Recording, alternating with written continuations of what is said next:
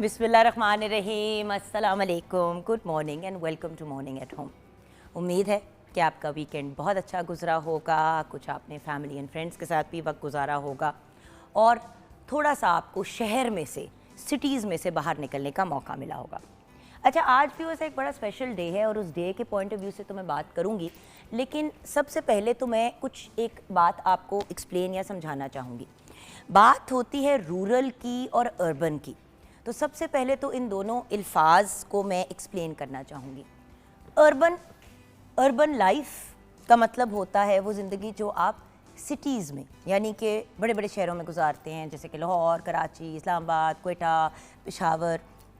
अच्छा, और फिर कुछ जगहें होती हैं जो रूरल होती हैं, और पाकिस्तान को अगर आप देखें टेक्निकली तो ज़्यादातर हमारी पॉपुलेशन रूरल इलाकों में रहती है। रूरल से मुराद ये गांव, देहात वगैरह।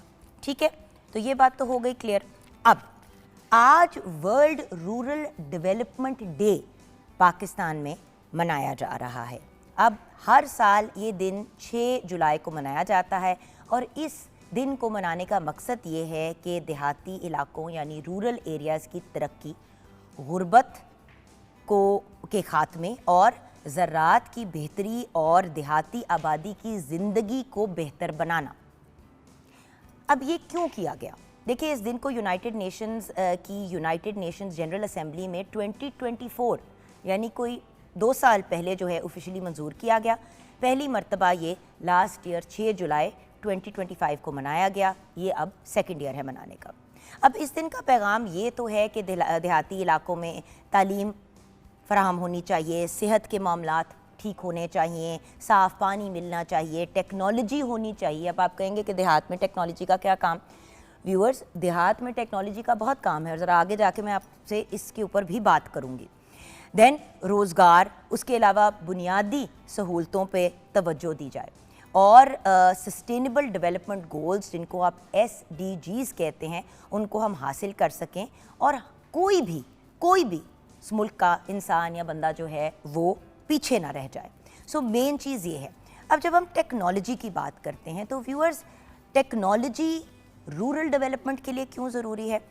तो यहाँ पे मैं ज़रूर पॉइंट आउट करूँगी कि बहुत ज़्यादा क्रेडिट जाता है हमारी चीफ़ मिनिस्टर पंजाब मरियम नवाज़ शरीफ साहिबा का कि उन्होंने कितना एफ़र्ट किया है हमारे रूरल एरियाज़ के जो भाई बहन हैं उनके लिए। जैसे कि किसान सपोर्ट प्रोग्राम्स हैं, फिर अगर आप मॉडर्न फार्मिंग की बात करें, इरिगेशन के प्रोजेक्ट्स आपने स्टार्ट किए, लाइव स्टॉक की आपने स्कीम शुरू की, फिर गांव देहातों में रहने का मतलब घरों की जो मामलात हैं, और उसके अलावा टेक्नोलॉजी के ज़रिए हमारे जो किसान हैं उनको एम्पावर करना। अब व्यूअर्स देखें, आज जो क्लाइमेट चेंज है वो सिर्फ शहरों का मसला नहीं है। क्लाइमेट चेंज यानी कि मौसम जो चेंज हो रहा है, जब मौसम चेंज होता है पूरी की पूरी दुनिया के अंदर, तो उसका सबसे बड़ा एक असर जो है वो हमारी इन्वायरमेंट पे होता है, जिसमें ऑब्वियसली हमारे गांव, देहात और रूरल एरियाज़ बहुत ज़्यादा मुतासिर होते हैं, क्योंकि लोगों ने फसल लगाई होती है एक सर्टन मौसम के हिसाब से। जब मौसम उस तरह से या वेदर उस तरह से बिहेव नहीं करता और बिल्कुल एक फ़र्क किस्म की, जैसे कि गर्मी में बारिशें होनी शुरू हो गई उस टाइम पर जब बारिशें एक्सपेक्टेड ही नहीं थी, तो बहुत सी ऐसी फसलें हैं जो बर्बाद हो जाती हैं, जो ज़ाया हो जाती हैं। फिर अगर जैसे अब अगर हम बात करें, आजकल जैसे मॉनसून का सीज़न है, बारिशों का सीज़न है, तो अगर बारिशें बहुत ज़्यादा हो जाएं, एक्सपेक्टेड से बहुत ज़्यादा हो जाएं, तो फ्लडिंग के इश्यूज़ का भी प्रॉब्लम आ जाता है।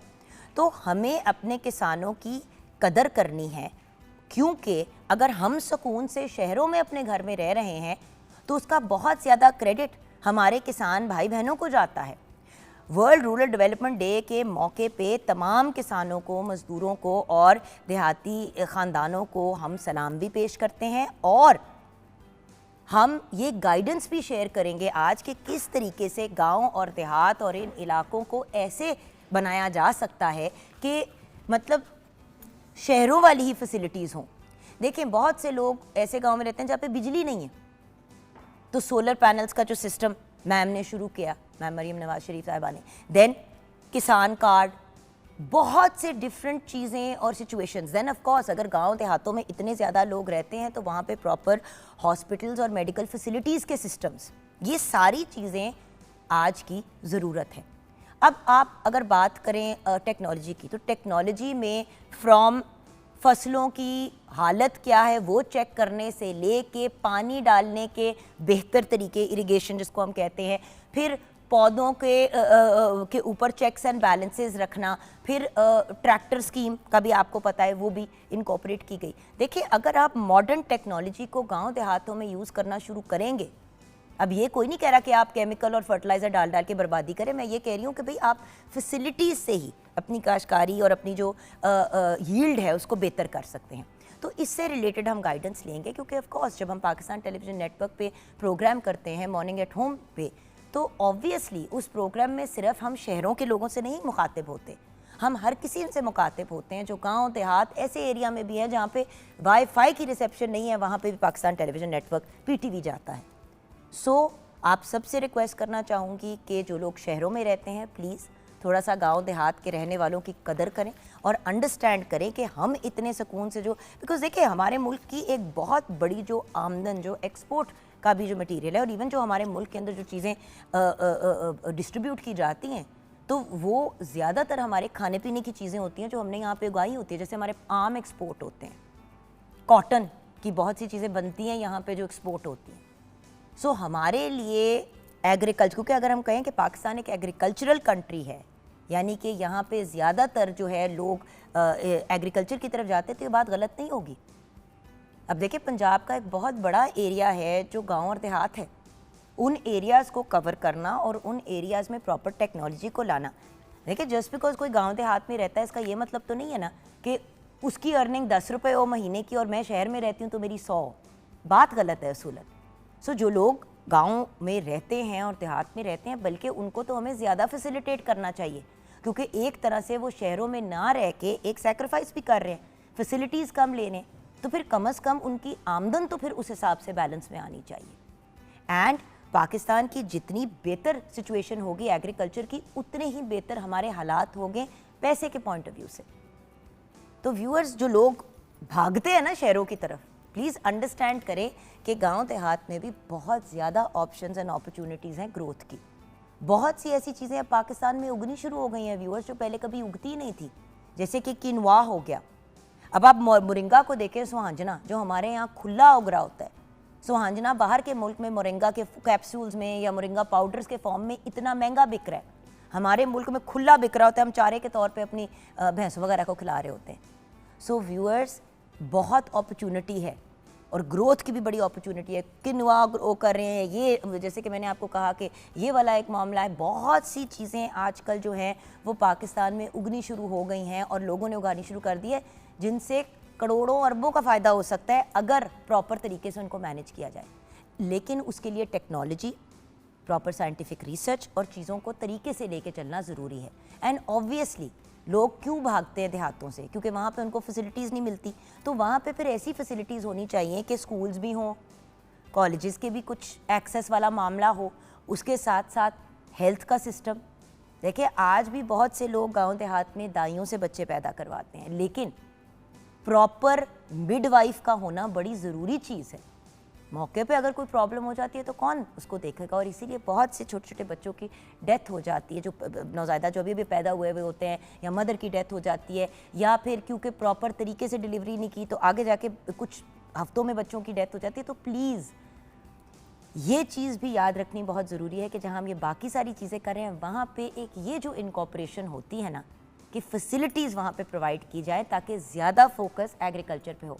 आपको पता है व्यूअर्स, अमेरिका, कनाडा वगैरह जिन जगहों पे जो देहाती एरियाज़ वहाँ पे होते हैं और वहाँ पे लोग ज़्यादा रहना नहीं पसंद करते, वहाँ पे बहुत इंटरेस्टिंग किस्म के उनको ऑप्शंस दिए जाते हैं कि जी हम आपको इतनी ज़मीन फ्री में दे देंगे, आप यहाँ पे आएँ और आप इस ज़मीन पे काम करें। ज़मीन ऑब्वियसली उनको आपकी मलकियत नहीं बन जाती, लेकिन हम आपको ये ज़मीन देते हैं, आए आपने इस पर जो उगाना है उगाएँ, हम आपको एरिया दे रहे हैं। तो बहुत से तरीक़ों से फैसिलिटेट किया जाता है। सो हमें भी थोड़ा सा इस तरफ जाना पड़ेगा ताकि हम मज़ीद तरक्की की तरफ गामज़न हो सके। आइए किचन में शेफ़ फ़ख्रुन्निसा। अस्सलाम वालेकुम। वालेकुम अस्सलाम, कैसी हैं आप? बिल्कुल ठीक ठाक। भाई, गाँव देहात की ज़िंदगी वर्सेस शहर की ज़िंदगी। हम गाँव की ज़िंदगी को ना फिल्मों और ड्रामों में देख के एक्साइटेड हो जाते हैं शहरी लोग, लेकिन ये नहीं रियलाइज़ करते कि गाँव देहात में जो लोग रहते हैं उनकी स्ट्रगल्स भी बहुत सी होती हैं। आज आपके इस बात से मैं सोच रही थी कि कभी हमने इस तरफ कभी मतलब एक्नॉलेज ही नहीं किया इन चीज़ों को। कुछ पॉइंट्स ऐसे होते हैं ना जो आपकी ज़िंदगी में रेगुलरली यूज़ हो रहे हैं, आपको इतना अंदाज़ा ही नहीं होता। और वाकई हमारी देहात की ज़िंदगी इतनी सादा है, उन लोगों ने कितनी ज़्यादा सेक्रीफाइस है। उनके पास स्कूल की सहूलत नहीं है, वो अपने बच्चों को नहीं अच्छे स्कूल में पढ़ा सकते क्योंकि ये चीज़ें उधर अवेलेबल नहीं है। बाकी इस तरफ को हमारा फोकस होना चाहिए कि उन लोगों को, क्योंकि वो हमारे लिए काम कर रहे हैं, वो जो खेती बाड़ी कर रहे हैं, जो चीज़ें हमें यहाँ तक शहर तक जो प्रोवाइड कर रहे हैं, तो और आप ये देखो कि उनको मुआवजा कितना मिलता है। बिल्कुल इतना मेहनत का काम है और एंड में इतना आ जाता है कि बंदे का गुजारा चल जाता है।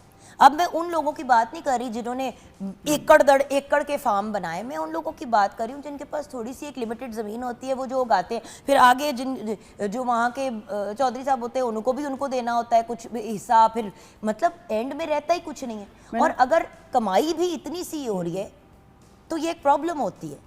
और ऐसी जगह पे इतनी सी कमाई हो रही है जहाँ पे इतनी हो सकती है। फ़र्क सिर्फ इतना है कि टेक्नोलॉजी नहीं है। लेकिन मैंने तो यहाँ तक सुना है कि उनको बहुत कम मुआवजे में उनसे ये चीज़ें खरीदी जाती हैं और फिर शहर में या जहाँ पर भी लाकर उसको 3-3 गुना ज़्यादा कीमत में बेचा जाता है। और तो उनको जितना तो ज़्यादा किसान को हम तालीम याफ्ता करेंगे, इसीलिए तो बहुत से किसान अब क्या करते हैं कि अपने बच्चों को शहरों में भेज देते हैं पढ़ने के लिए कि अब पढ़ के वापस आएगा तो हमारे मसले वगैरह हल करेगा। सो हम एज अ नेशन ऑल्सो बड़ा एफर्ट किया जा रहा है, स्पेशली पंजाब में। मैं मरियम नवाज शरीफ साहिबा जो एफर्ट्स कर रही हैं, it's amazing.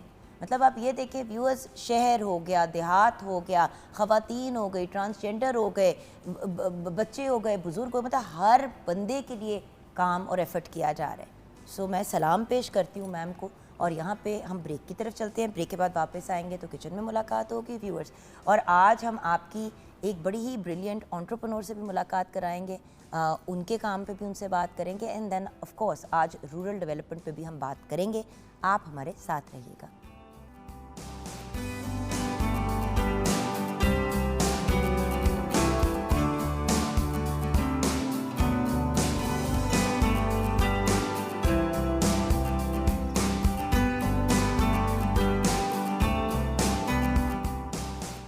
Welcome back from the break viewers.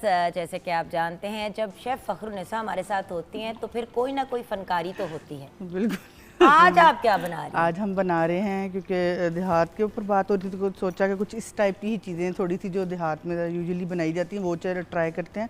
तो आज हम बना रहे हैं मिक्स पकोड़ा प्लेटर, साथ हम बेसन वाली रोटी और मिक्स किस्म के आज इंशाल्लाह पकोड़े बनाएंगे, आपके साथ शेयर करेंगे उसको।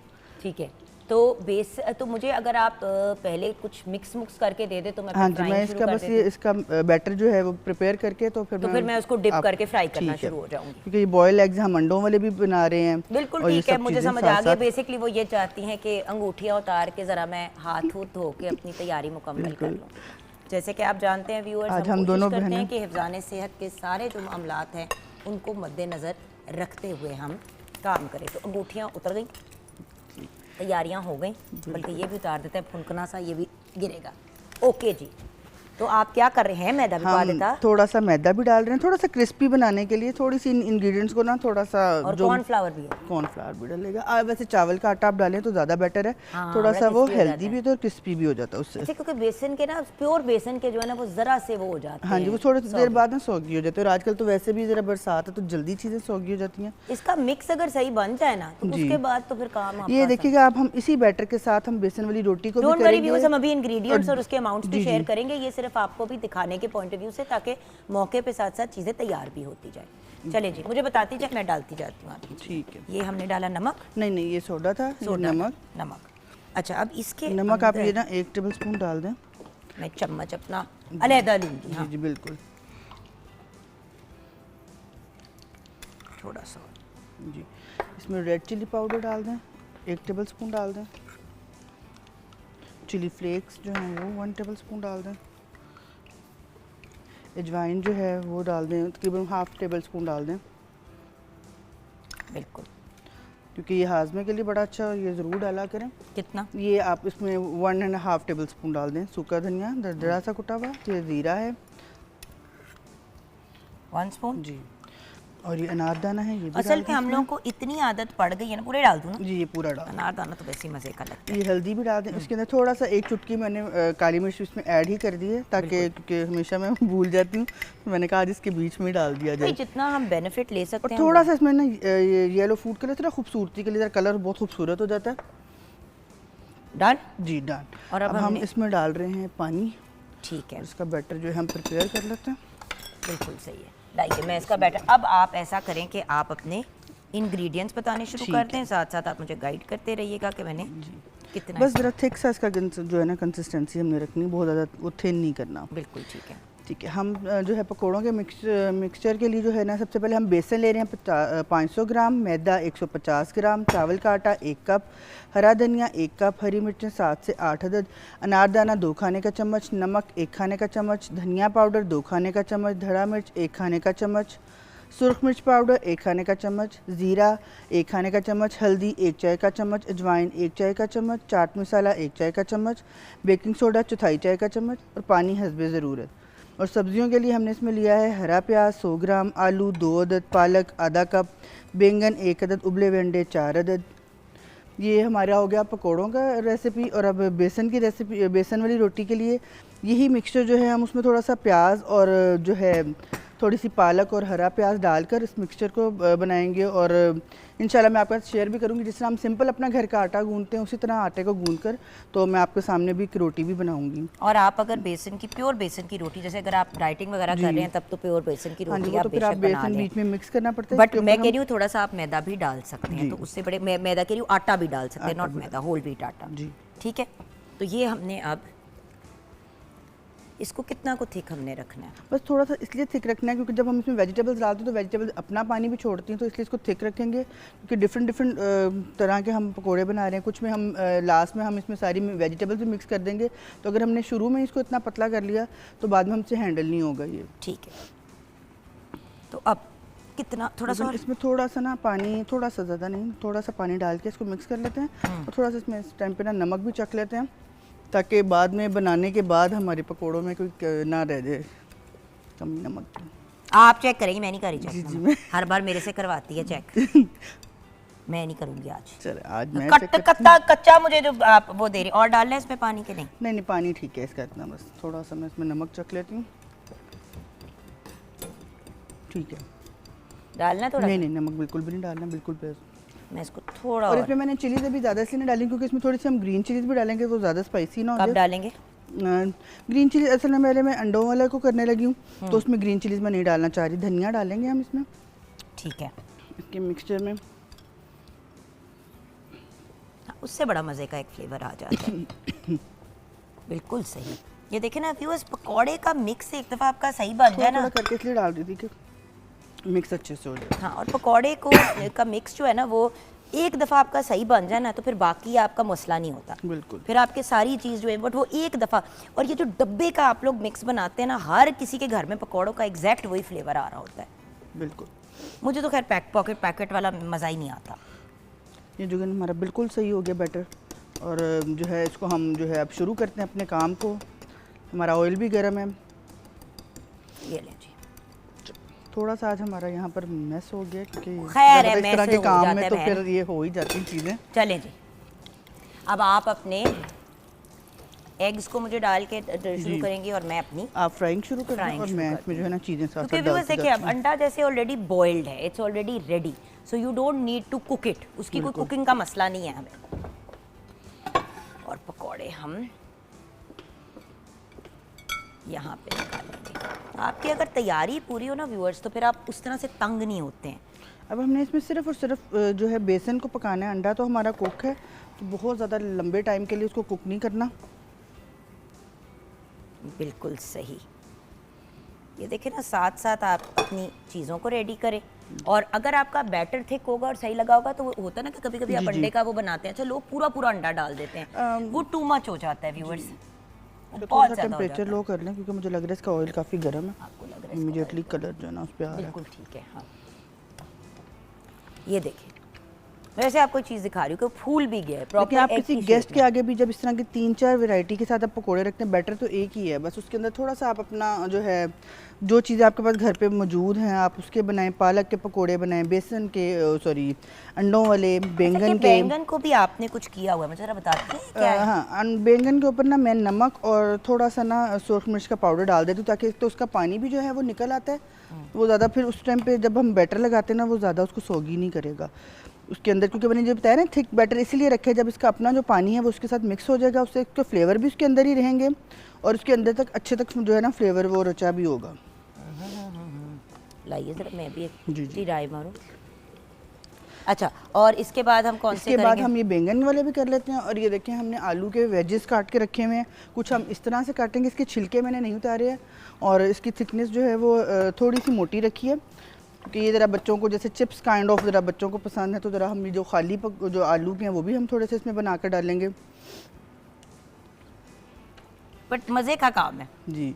और ये देखें हरा प्याज इस तरह से मैंने काट के रखा हुआ है, इसको हम इसी में डिप करेंगे, इसको भी हम फ्राई करेंगे। जो प्याज के पकोड़े होते हैं थोड़ा सा उसको डिफरेंट स्टाइल से हम इसको करेंगे, खूबसूरत भी लगेंगे और जो है कहलाएंगे तो वो प्याज के पकोड़े, लेकिन थोड़ा सा डिफरेंट लुक के साथ भी जो है ना अच्छे लगते हैं।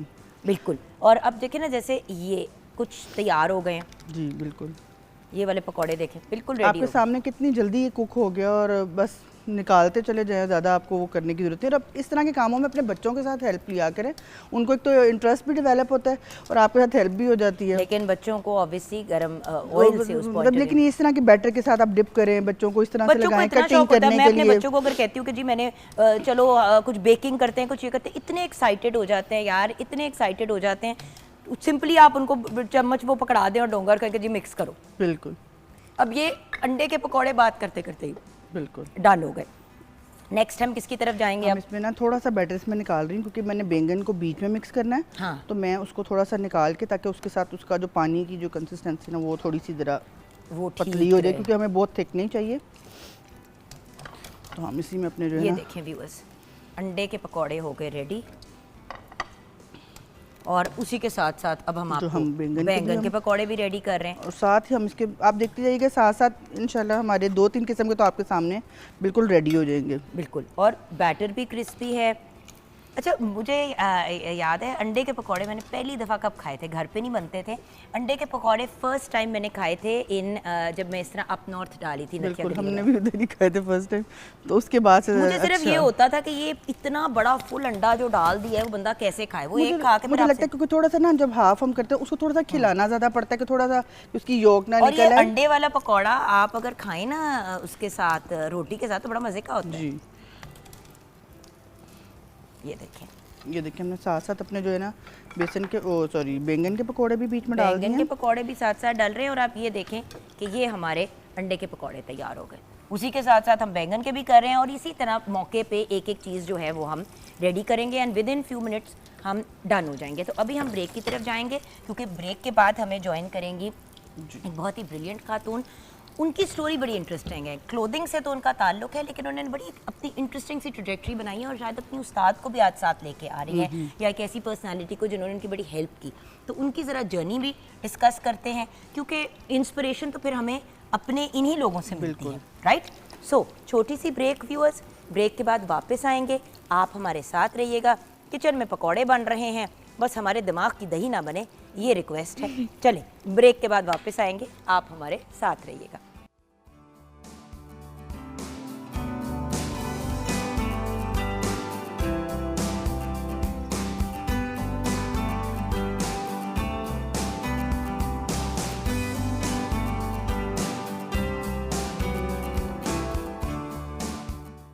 Welcome back from the break viewers. जैसे कि आप जानते हैं पाकिस्तान समेत दुनिया भर में आज सेकेंड ईयर इन अ रो है जब वर्ल्ड रूरल डेवलपमेंट डे मनाया जा रहा है। इस बार की थीम है रूरल एम्पावरमेंट ग्लोबल इम्पैक्ट। अब इसका मतलब क्या है कि जब गांव देहातों वगैरह को के लोगों को और उन इलाकों को आप एम्पावर कर देंगे तो फिर पूरी दुनिया के ऊपर एक बहुत बड़ा इम्पैक्ट पड़ेगा। क्यों? क्योंकि अल्टीमेटली हमारी बेसिक जो अर्निंग और जो सारे मामलात होते हैं, हम शहरों को देख के, शहरों की वजह कहते हैं ना बत्ती, अक्सर गांव देहात के लोग कहते हैं तो बत्तियां देखने के लिए चलते हैं, तो जो हम बत्तियां देखने के लिए शिफ्ट तो हो जाते हैं, बट गांव देहात की जो एक ज़िंदगी है, जो एक लाइफस्टाइल है, जो हमें वहाँ से, हम सिर्फ खाने पीने की बात करते हैं कि भाई वहाँ पे हम पौधे, मतलब बेसिकली एग्रीकल्चर के पॉइंट ऑफ व्यू से, लेकिन गांव देहात में और भी बहुत सी ऐसी चीज़ें होती हैं जिनको अगर हम थोड़ा सा इम्प्रूव कर दें, थोड़ा सा उनकी यील्ड को इंक्रीज़ कर दें तो हालात और भी बहुत बेहतर हो सकते हैं वहीं पे रहते हुए। हमारे साथ हैं अनम रहमान राना। बेसिकली इन्होंने heritage hand embroidery and sustainability को अपनी पहचान बनाया है। हेरिटेज फैशन डायरेक्टर हैं, अपना ब्रांड रन कर रही हैं। अस्सलाम वालेकुम अनम। वालेकुम सलाम Jugan, how are you? I am good. अच्छा, अब मैं लोग आपसे मिला रही हूँ व्यूअर्स, लेकिन अनम से गुफ्तगू करके आपको समझ आएगी सब कौन कौन हमारे साथ हैं। अनम की मेंटोर हमारे साथ हैं, लेकिन उनको लाने का रीज़न और उनसे बातचीत अभी हम करेंगे। निगत बीबी हमारे साथ हैं। बेसिकली अनम ने इनसे काम सीखा, करेक्ट? अस्सलाम वालेकुम। वालेकुम सलाम। कैसी हैं आप निगत जी? ठीक, अल्हम्दुलिल्लाह। थैंक यू सो मच, आप आई, बड़ी दूर से आई हैं, अभी हम वो भी बताएंगे अपने व्यूअर्स आपका को। शुक्रिया। और आपके साथ आपकी अम्मी भी आई हैं, जिनका नाम है अनवर बीबी। आप बेसिकली हैंड एम्ब्रॉयडरी का काम करती हैं, और अगर हम यहाँ पे बात करें तो सबसे सीनियर जो हैं वो अनवर बीबी हैं एक्सपीरियंस में। अस्सलाम वालेकुम, क्या हाल है आपके माँ जी? ठीक ठाक? अच्छा, अब क्योंकि अनवर बीबी थोड़ा सा उर्दू बोले, वो सराइकी में ज़्यादा फ्लुएंट है, तो उर्दू में थोड़ा स्ट्रगल करती हैं, लेकिन क्योंकि वो इन सब की मेंटोर हैं तो कैसे हो सकता था कि हम बीबी को ना बुलाएं। तो अनवर बीबी आज हमारे साथ हैं। एंड देन नेक्स्ट जनरेशन, अब देखें ना, एक बिजनेस वुमन है, उनकी उस्ताद है, उस्तादों की उस्ताद साथ बैठी हैं। अब एक हमारे साथ स्टूडेंट है, हमने कहा कि चारों लेवल जो हैं हम उनको भी कर लें। हमारे साथ अरिश्बा असगर है। अस्सलाम वालेकुम अरिश्बा, कैसी हो बेटी? आप सेकंड ईयर की स्टूडेंट हो ना, और साथ साथ क्या काम करती हो? हाथ की कढ़ाई का काम। सो ये हैंड एम्ब्रॉयडरी का भी काम कर रही हैं और अपनी पढ़ाई को भी कंटिन्यू कर रही हैं। अब अनम, सबसे पहले तो मुझे ये बताओ बेटे कि हेरिटेज फैशन डायरेक्टर क्या होता है? सो बेसिकली जब मैंने आई स्टार्टेड द वर्क, जब मैंने सारा ये काम शुरू किया, तो मुझे बहुत सारे लोग ना इसको फ़ैशन डिज़ाइनर मुझे कहते थे। तो मैं फ़ैशन डिज़ाइनर नहीं हूँ। मेरी डिग्री फ़ैशन डिज़ाइन में नहीं है, मैंने डिज़ाइन कभी सीखा नहीं है। लेकिन इस चीज़ सो बेसिकली जो हैंड एम्ब्रॉयडरी का काम है ना, ये एक फ़ैशन डिज़ाइनर का उस तरह से काम नहीं है। ये असल फ़ैशन डिज़ाइनर्स तो फैशन डिज़ाइनर तो हमारे पास असल फ़ैशन डिज़ाइनर्स तो ये हैं जो जिनको क्रेडिट जाता है, तो उनको ही जाना। I am the middle man, and also middle man के साथ साथ इनकी जो क्राफ्ट है ना, उसको मैंने इन्हांस किया है, ब्यूटिफाई करके मैं यहाँ पर उसको सेल करती हूँ। मैं ऐसा नहीं करती कि बस इनसे लिया, पिक्चर्स ली और पोस्ट कर दिया। अब जैसे कि देखिए ट्रेडिशनल डिज़ाइंस, अब साथ साथ बात करते हुए just want to give people a visual. अब व्यूअर्स, आपने हैंड एम्ब्रॉयडरी का मैंने भी बड़ी दफ़ा ख़रीदे। आई रिमेंबर जब यंगर होते थे तो बड़ी बात होती थी कि तोहफ़ा बर्थडे पे या किसी मौके पे, क्योंकि एक तो बड़ी मेहनत से बनता है, और ये हमारी बेटी जो है, अब देखें ये हाथ से कढ़ाई कर रही है। अब ये डिज़ाइन पूरे उसके ऊपर बना हुआ है, बिल्कुल। तो obviously it's not an easy thing to do, और टाइम कंज्यूमिंग होता है। अब आप ये देखें कि इसमें इनोवेशन लाना, छोटे होते हुए ये वाले कलर्स नहीं होते थे, कलर स्कीम्स को इनकॉर्पोरेट करना प्रॉपर तरीके से। अब ये देखें ये सारा हाथ का काम है व्यूअर्स। अब लोग कहेंगे कि हाथ के काम तो महंगा होता है, हाँ महंगा होता है, लेकिन एक चलने वाली चीज़ होती है, और ऐसी चीज़ होती है जैसे मेरे पास अपनी अम्मी के हाथ के एम्ब्रॉयडरी के सूट है अभी भी, इसी तरह कॉटन के, किसी और सिल्क के मटेरियल के नहीं, बट वो इतने खूबसूरत, इतने ख़ास है कि मैंने वो काम किसी तरह कटवा के अपने एक सफ़ेद जोड़े पे लगा दिया, क्योंकि कहाँ मिलता है आजकल ऐसा काम। एग्जैक्टली। ये देखें कलर कॉम्बिनेशंस के पॉइंट ऑफ व्यू से व्यूअर्स, देखिए ना, modern colour combinations, yet traditional element को नहीं छोड़ा गया, राइट? मैं इसलिए ये दिखाना चाह रही हूँ क्योंकि देखिए ब्लैक्स में भी एक सर्टेन किस्म की लुक होती थी व्यूअर्स हमेशा। सो अब मैं ये तो आपको ये अनस्टिच दिखा रही हूँ viewers. If you come towards the stitched element, तो ये बने बनाए आप ऐसे सेल करती हैं, राइट? बिल्कुल। और दोनों तरीके से मिल सकते हैं, ऐसे भी अनस्टिच्ड एंड स्टिच्ड। तो जो मैंने मैं कहूँगी कि मैंने जो चीज़ डिफरेंट की है ना, वो देखें इस तरह का ये हैंड एम्ब्रॉयडरी का काम है, इसके ऊपर पूरी हैंड एम्बेलिशमेंट हुई हुई है, ये सब कुछ हैंडमेड है। सो पहले हैंड एम्ब्रॉयडरी होता है, उसके बाद ये हैंड एम्बेलिश होता है। अब आगे अगर आप देखें तो एक मॉडर्न कॉर्ड सेट पड़ा हुआ है।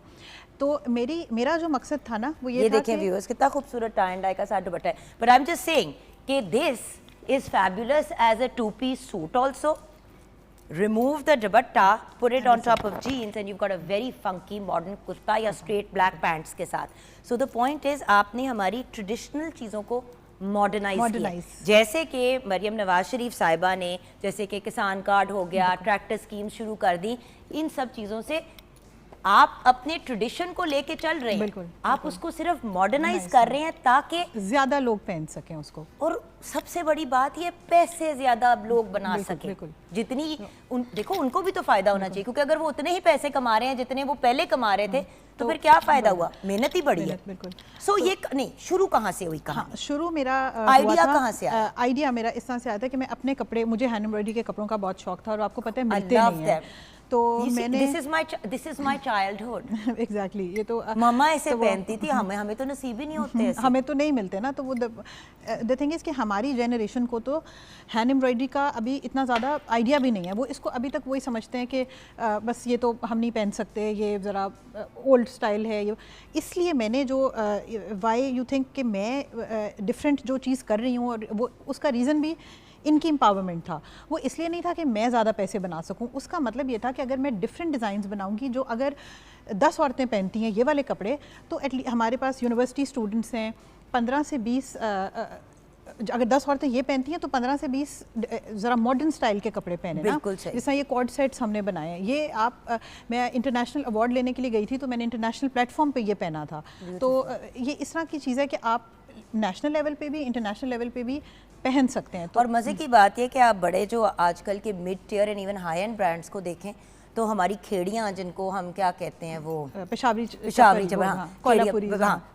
कुछ पेशावरी चप्पलें लोगों ने कॉपी कर ली हैं, हमारी कोल्हापुरी चप्पलें बड़े बड़े डिज़ाइनर $1000 $2000 की बेच रहे हैं हमारी चीज़ें जो हम 2000 रुपए की बेचते हैं। सो वो हमसे बड़े इंस्पायर्ड है, तो हम ही क्यों ना अपने काम को बेहतर करके बेचें? हाँ, वो क्यों पैसे बना रहे हैं हमारे काम पे?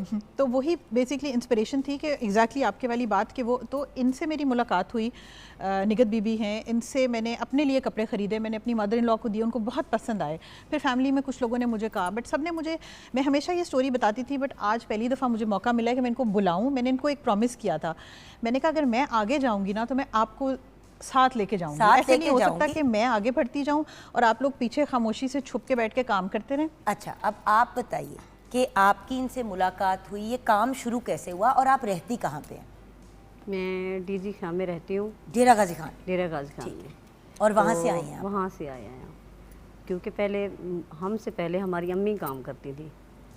हाँ, बिल्कुल सही। तो ये लोगों के घरों से कपड़े ला के मुझे देती थी, मैं ट्रेस करती थी और वो हम खुद कढ़ाई करके ना लोगों को देते थे। फिर मैंने अम्मी से कहा, मैंने कहा हम अपने कपड़े खुद क्यों ना बनाएं, क्योंकि हम लोगों को देते हैं वो तो हम इतने पैसे नहीं देते ना। अगर हम अपने कारोबार खुद करें, अपने कपड़े खुद बनाएं, सेल करें। लेकिन अम्मी ने कहा कि कहाँ सेल करेंगे, मैंने कहा कोई बन जाएगा। लेकिन हमने स्टॉल लिया इधर एम्पोरियम में, तो उधर मुझे अन्नम जी मिली, बाकी भी मिली सब, तो अच्छी सेल हुई मेरी। मैं अपने कपड़े खुद बना के लाई इधर। तो इन्होंने मुझसे 2 शर्टें खरीदी, तो फिर इनसे रब्ता हो गया। फिर अच्छा, हाँ, मेरी बड़ी ख्वाहिश थी कि मैं आगे जाऊँ, कोई मेरा साथ दे, लेकिन कोई साथ देने वाला कोई नहीं था, कोई देता नहीं है। नहीं और देता। अगर इंसान खुद करना चाहे तो समझ ही नहीं आती कि समझ कैसे नहीं आती, क्योंकि हमें समझ नहीं आती थी आगे कैसे जाना है, हमें कोई रास्ता नहीं मिला। निगत जी देखिए, मैं पढ़ी हुई भी हूँ जी, लाहौर में भी रहती हूँ। जी। मैंने भी जब अपना बिजनेस शुरू करना था तो मैंने 50 जगह टकरे खाई हैं। जी जी। और सच्ची बात है, अगर मेरा मियाँ साथ मुझे धक्के ना दे रहा होता तो शायद मैं कर ही ना पाती शुरू। जी जी। तो शहर में रहते हुए इतना मुश्किल है, तो डीजी खान में जहाँ पे आप हाथ की कढ़ाई का काम करें, जिसे आजकल लोग वैसे ही कहते हैं जरा पुराने जमाने की है, हाँ। किस तरह आप उसको लेके आते, तो ये एक बड़ी अच्छी पॉजिटिव चीज हुई। जी। अच्छा, तो फिर इसका फिर फायदा आपको क्या हुआ? फ़ायदा ये हुआ कि इन्होंने मेरा साथ दिया, क्योंकि हम तो ये सीधे सादे कपड़े बना तो लेती थी, लेकिन जो डिज़ाइनर थी ना वो ये हैं, इनने डिज़ाइन करके जो सेल किए ना, वो बड़ा फ़ायदा हुआ हमें। हाँ। क्योंकि होता ना, पहले कलर कॉम्बिनेशन फर्क होते थे, अब कलर कॉम्बिनेशन फर्क है। ये सब कुछ अन्नम की वजह से हुआ है। नहीं, अल्लाह है। सो अनम, फिर हुआ क्या? इनसे मुलाकात हुई और आप लोगों की एक अंडरस्टैंडिंग हो गई कि हम ये करते हैं। नहीं, उस वक्त अंडरस्टैंडिंग नहीं, बस मैंने इनसे कपड़े लिए, मैं आ गई वापस, फिर मैं इनका नंबर ले आई थी। मैंने कहा कभी अगर मैंने दोबारा, हाँ, मैंने कहा दोबारा कभी अगर मैंने आपसे लेने हुए तो मैं आपसे लूँगी। मुझे इनका काम बड़ा अच्छा लगा था, बड़ा नीट था, कपड़ा अच्छा था। अच्छा, ये बहुत लोग बनाते हैं, आप अगर डीजी खान वाली साइड काम बड़ा अच्छा होता है, लेकिन कपड़े का मटेरियल भी अच्छा नहीं होता जहां। बिल्कुल, और नीटनेस नहीं होती। सो इनके काम में बहुत नीटनेस थी। अब बिल्कुल, तो अब इनके साथ साथ मेरे पास 8 से 9 और ख़वातीन हैं। जिनके साथ मैं काम करती हूँ और वो सारा बड़ा नीट काम बनाती हैं। आप समझे कि बहुत औरतें बनाती हैं, लेकिन आइडेंटिफाई करना ना कि कौन नीट बनाता है, कौन कपड़ा अच्छा यूज़ करता है, वो बहुत बड़ा इसमें जो है मैं कहूँगी कि चैलेंज है। वो मेरी जब इनसे मुलाकात हुई, मैंने इनका काम देखा, बहुत अच्छा लगा। खैर बिज़नेस पॉइंट ऑफ व्यू से तो ना कभी मिली थी मैं इनसे, ना उस वक्त मेरा ऐसा कोई इरादा था। फैमिली में, फ्रेंड्स ने, सब ने मुझे कहा कि एक्सक्यूज मी, कि यू शुड डू इट, इसको फॉर्मली लेके चलो, बिजनेस जो पानी है वो मिनरल वाटर है, आप बिजनेस की तरह लेके चलो। उससे यह है कि तुम्हें भी फ़ायदा होगा और इनको भी फ़ायदा होगा। जाहिर इस ही तरह मतलब सबको फ़ायदा हो तो तब भी मज़ा आता है। फैमिली को कितना बिका दोगी, कुछ लोग ले लेंगे, उसके बाद तो वो नहीं लेंगे। तो वहाँ से फिर मेरे दिमाग में आइडिया आया, तो मैंने बेसिक ये मार्केट में बहुत एक्सपेंसिव बिक रहे थे, तो मैंने थोड़ी सी प्राइस रीजनेबल की। इनका प्रॉफिट मैंने इंक्रीज़ किया, मैंने इनका प्रॉफिट कम नहीं किया। पूछे इनसे, 300 रुपया ये मुझे बताया इन्होंने कि मैं बनाती हूँ उसमें से, तो मैंने कहा आपको मैं 800 से 1000 रुपया आप नेक्स्ट टाइम दूंगी, लेकिन मैंने अपना प्रॉफिट स्क्वीज़ किया, मैंने इनका बढ़ाया रेट। क्योंकि जान जितना ज़्यादा स्केल पे ये चीज़ होगी उतना ज़्यादा इनको भी फ़ायदा होगा। लेकिन शुरू में वारा तो खाए ना। देखो जान, ज़्यादती की बात है, इतना काम और 300 रुपया आपको उसमें से बचे, मतलब आपकी आंखें विंगी हो जाएं, आपका हाल ख़राब हो। आई एम सॉरी यूएस बड़ा मुश्किल काम होता है, अंदर अक्सर एनके भी लग जाती हैं। उसी तरह जिस तरह कालीन का काम बड़ा मुश्किल होता है, तो ये हाथ का कढ़ाई का काम पूरा अगर आप माइंड ना करें तो मैं खोल के दिखा, पूरा सूट भरा हुआ है हाथ के काम से। कितनी देर लगती है एक बनाने में? 4 माह 3 माह लग जाते हैं। 3 माह 4 माह लग जाते हैं एक सूट को बनाने में। अभी मैं पर्सनली खुद क्योंकि वर्कर ज़्यादा है ना, फिर जल्दी बन जाती है। वर्कर अगर कम होते तो नहीं, ये जल्दी ना बनती। नहीं, बट मेरा सवाल ये है कि अगर आपको अब 1000 रुपया भी अगर एक का मिल रहा है, तो मेरा सवाल ये कि वो बनता कितनी देर में एक सूट? महीने में? बहुत टाइम लगता है। बहुत टाइम और पता है यहाँ मिसकंसेप्शन ये, अभी आपने अच्छा हाईलाइट किया ये बात, इस पर बात भी हो सकती है। यहाँ पता है मिसकंसेप्शन क्या है, मैंने जब अपने रेट्स 500 भी इंक्रीज़ किया ना, लोगों ने कहा ये क्या है। माइंड में परसेप्शन ये है कि ये सस्ता काम है। भैया आप उनको जो औरतें बना रही हैं, एम्ब्रॉयडरी का काम आपको इन कीमतों में मिल रहा होता है जितने में आप ये ले रहे होते हैं। मशीन की एम्ब्रॉयडरी तो आसान तरीन चीज़ है। मशीन का महंगा बिक रहा है, हैंड एम्ब्रॉयडरी का सस्ता है। लोगों के माइंड में जो परसेप्शन है ना, so basically but hand embroidery महंगी होनी चाहिए। नहीं, यहाँ पर ना डीजी खान के काम को, ये हैंड एम्ब्रॉयडरी वाले काम को मैंने, because I have dealt with so many customers, customer के माइंड में ये है कि ये सस्ता काम है, आप क्यों महंगा बेच रही हैं। मैंने अपने पेज के ऊपर पूरी कॉस्ट ब्रेकडाउन लोगों को बताई हुई है, वेरी ऑनेस्टली, वेरी ट्रांसपेरेंट। मैंने ये तक भी बताया हुआ कि इतना प्रॉफिट मैं रख रही हूँ, मैंने कुछ हाइड नहीं किया। और वो मैं इसलिए रखती हूँ बिकॉज मैं इनसे लेके इसको, और मेरा टेलर जो है, मैं कहूँ अगर मैं आज मेरे पास मौका होता तो मैं उसको भी साथ लेकर आती हूँ। दुकान होती है, सेटअप होता है, बिजली का खर्चा होता है, पेट्रोल होता है आने जाने का, वो सारे बिजनेस एक्सपेंसेस हैं। वो टेलर की मेहनत, उसको पैसे आगे पे करना, उनसे काम बनवाना, स्टाइल सोचना, तो मेरा प्रॉफिट भी ऑब्वियसली बनता है। तो मुझे पूरा मैंने कॉस्ट का ब्रेकडाउन उनको बताया हुआ है कि इनकी मेहनत, मेरी मेहनत, दर्जी की मेहनत, फिर इसमें और बहुत सारे लोग शामिल हैं जो इसकी पूरी एम्बेलिशमेंट्स करते हैं। तो मेरे पास एक पूरी टीम है जो ये सारा काम करती है। सो बेस यहाँ से आती है डीजी खान से, फिर आगे एम्बेलिशमेंट्स होती हैं, फिर दर्जी हैं जो इसको बनाते हैं। आता है कपड़ा, ये वाला कपड़ा ऑर्गेनिक, ये जो पुराने ज़माने में मलमल होती थी ना, ऑर्गेनिक लॉन है ये। अच्छा, अब लोग अगेन एक और मिसकंसेप्शन है कि ये लॉन है, ये हल्की है, आप इसको ड्राई क्लीन क्यों आप कहती हैं। अब आप देखें कि जितना कपड़ा प्योर होता जाता है ना, उतना वो नाजुक होता जाता है। सिल्क है जैसे, वो सिल्क वर्म से बनती है, सिल्क वर्म्स का पूरा फाइबर तैयार होता है, तो वो ऑफ कोर्स डेलिकेट होगा, आप उसको हाथ से वॉश नहीं कर सकते, हम सिल्क्स को ड्राई क्लीन कराते हैं। इसी तरह जो ये वाला कपड़ा है, इसमें जो धागे इस्तेमाल हुए हैं ना, वो डेलिकेट धागे हैं, वो जो इस पे धागा है ना, वो शॉर्ट स्ट्रैंड का धागा है।